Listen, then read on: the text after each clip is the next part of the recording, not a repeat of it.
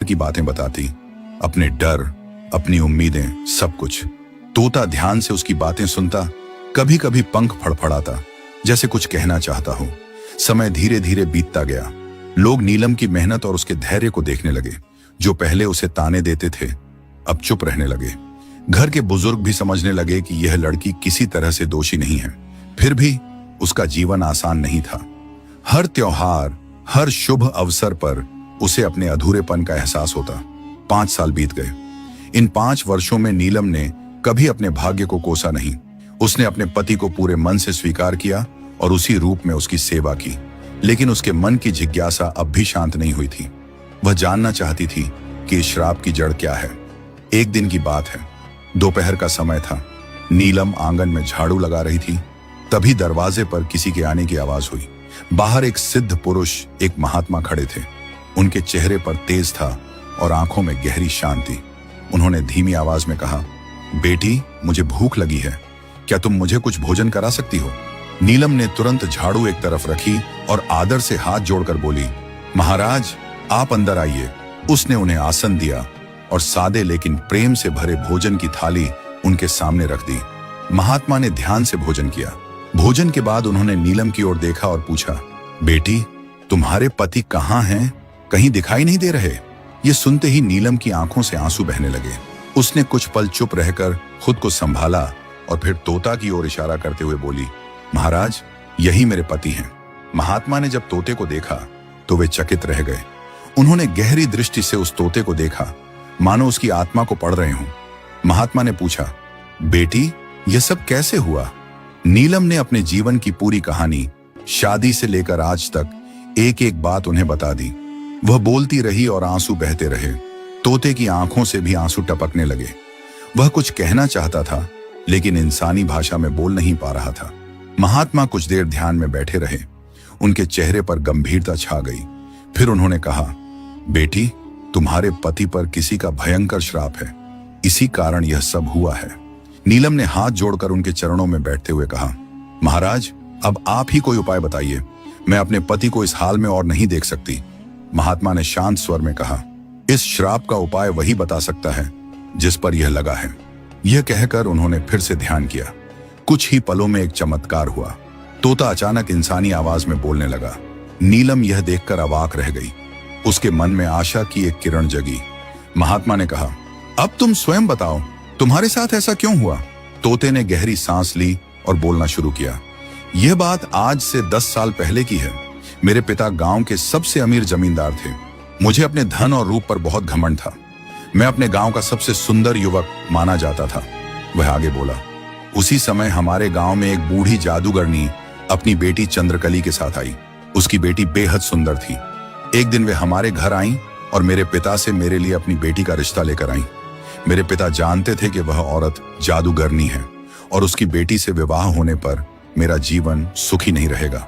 उन्होंने साफ इनकार कर दिया। पिता के इनकार से वह जादूगरनी बहुत नाराज हो गई। उसने मेरी ओर हाथ उठाकर श्राप दिया कि जब भी मेरा विवाह होगा मैं तोते में बदल जाऊंगा, और अगर यह बात किसी को बताई गई तो मेरी पत्नी भी उसी क्षण तोता बन जाएगी। नीलम सन्न रह गई। उसे अब सब समझ में आ रहा था। तोते ने आगे कहा, मेरे पिता को उस श्राप की सच्चाई पता थी। इसी डर से उन्होंने किसी को कुछ नहीं बताया ताकि तुम सुरक्षित रह सको। ये कहते हुए तोते की आवाज भर्रा गई। आंगन में सन्नाटा छा गया। नीलम ने कांपते हाथों से हाथ जोड़कर कहा, महाराज, अब आप ही हमें इस श्राप से बचा सकते हैं। महात्मा कुछ देर सोचते रहे। फिर उन्होंने तोते की ओर देखते हुए कहा, अब तुम्हें वही करना होगा जो मैं कहूं। महात्मा ने गंभीर और शांत स्वर में तोते की ओर देखा। उनकी आंखों में गहरी समझ और करुणा थी। उन्होंने कहा, वत्स, अगर तुम सच में इस श्राप से मुक्त होना चाहते हो तो अब तुम्हें स्वयं उस जादूगरनी के पास जाना होगा। यही एकमात्र मार्ग है। नीलम यह सुनकर घबरा गई। उसका चेहरा पीला पड़ गया। वह तुरंत महात्मा के पास आकर बोली, महाराज, वह जादूगरनी बहुत क्रूर है, जिसने बिना सोचे समझे इतना बड़ा श्राप दे दिया। वह मेरे पति के साथ क्या कर देगी? मैं डरती हूं। महात्मा ने नीलम की ओर देखा और बड़े ही स्नेह से बोले, बेटी, डर को अपने मन में स्थान मत दो। जब नियत शुद्ध हो और उद्देश्य सही हो तो कोई भी बुरी शक्ति नुकसान नहीं पहुंचा सकती। तुम्हारे धैर्य और सेवा ने ही आज यह अवसर दिया है। तोता अब तक चुपचाप सब सुन रहा था। उसकी आंखों में वर्षों का दर्द और पछतावा साफ दिखाई दे रहा था। उसने इंसानी आवाज में कहा, नीलम, अगर इस कष्ट का अंत हो सकता है तो मैं हर जोखिम उठाने को तैयार हूं। नीलम की आंखों से आंसू बहने लगे। उसने धीरे से कहा, मैंने आपको हमेशा उसी रूप में स्वीकार किया है, चाहे आप जैसे भी रहें, पर अगर भगवान ने आज यह राह दिखाई है तो मैं आपका साथ दूंगी। महात्मा ने तोते को विस्तार से समझाया कि उसे जादूगरनी से क्या कहना है और किस प्रकार विनम्रता दिखानी है। उन्होंने कहा, तुम मुझसे क्षमा मांगना, कहना कि तुम उसकी बेटी से विवाह के लिए तैयार हो। उसके मन में वही इच्छा सबसे प्रबल है, वही इच्छा उसे तुम्हें श्राप से मुक्त करने के लिए विवश करेगी। अगली सुबह आसमान में हल्की लालिमा फैल रही थी। नीलम ने तोते को अपने हाथों से दाना दिया, पानी पिलाया और नम आंखों से उसे विदा किया। तोता कुछ देर तक उसे देखता रहा, जैसे उस पल को अपने मन में हमेशा के लिए कैद कर लेना चाहता हो। फिर उसने पंख फैलाए और उड़ गया। नीलम देर तक आंगन में खड़ी आकाश की ओर देखती रही। उसका मन डर, उम्मीद और प्रार्थना से भरा हुआ था। वह बार बार भगवान से यही कहती रही कि उसके पति को सुरक्षित लौटा दें। उधर तोता उड़ते उड़ते घने जंगल के बीच बनी उस पुरानी कुटिया तक पहुंचा जहां जादूगरनी रहती थी। कुटिया के आसपास अजीब सी नीरवता थी, सूखे पेड़, टूटी टहनियां और हवा में एक रहस्यमयी सन्नाटा। जादूगरनी कुटिया के बाहर बैठी कुछ मंत्र बुदबुदा रही थी। जैसे ही उसकी नजर तोते पर पड़ी, वह हल्की सी मुस्कुराई, मानो वह पहले से जानती हो कि वह आने वाला है। तोता उसके सामने जमीन पर उतर गया और सिर झुकाकर बोला, मुझे क्षमा कर दीजिए, मैंने आपके साथ बहुत बड़ा अन्याय किया। मैं आपकी बेटी से विवाह करने को तैयार हूं, कृपया मुझे मेरे असली रूप में लौटा दीजिए। जादूगरनी की आंखों में वर्षों से दबा लालच और क्रोध एक साथ चमक उठा। वह खिलखिलाकर हंसी और बोली, आखिरकार तुम्हें मेरी बेटी की कीमत समझ में आ ही गई, अब तुम मेरे सामने झुके हो। उसने अपने झुर्रियों भरे हाथ उठाए, कुछ मंत्र पढ़े और जोर से फूंक मारी। देखते ही देखते तोते के पंख झड़ने लगे, उसका शरीर फैलने लगा और कुछ ही पलों में वह एक सुंदर युवक में बदल गया। रणवीर अपने असली रूप में लौट आया था। रणवीर ने जमीन पर गिरकर जादूगरनी के चरण छुए और कहा, आपकी कृपा से मुझे नया जीवन मिला है, मैं आपका आड़नी रहूंगा। फिर उसने साहस जुटाकर कहा, मैं आपकी बेटी से विवाह अपने घर पर करना चाहता हूं, ताकि मेरे माता पिता भी इस विवाह में सम्मिलित हो सकें। जादूगरनी अपने मन में जीत की भावना से भरी हुई थी। उसने सोचा कि अब वह जमींदार के घर की मालकिन बनेगी।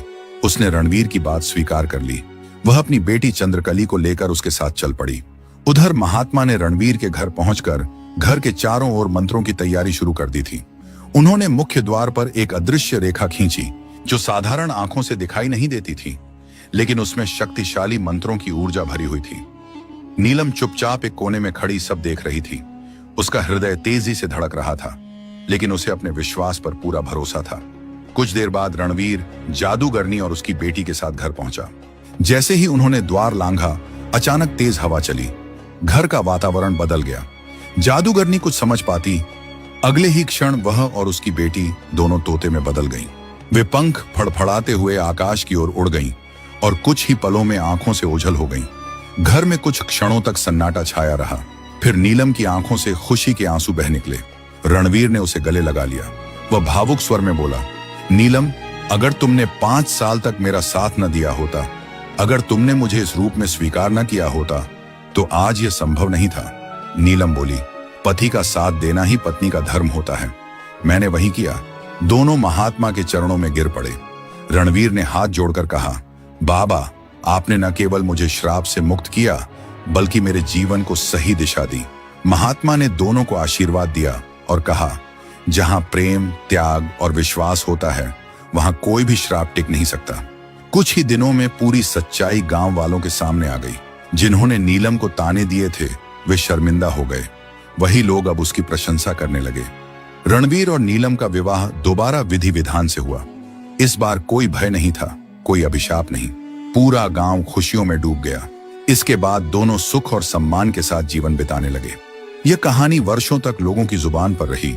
एक ऐसी लड़की की कहानी जिसने तोते को भी पति मानकर निभाया और अपने प्रेम से भाग्य को बदल दिया।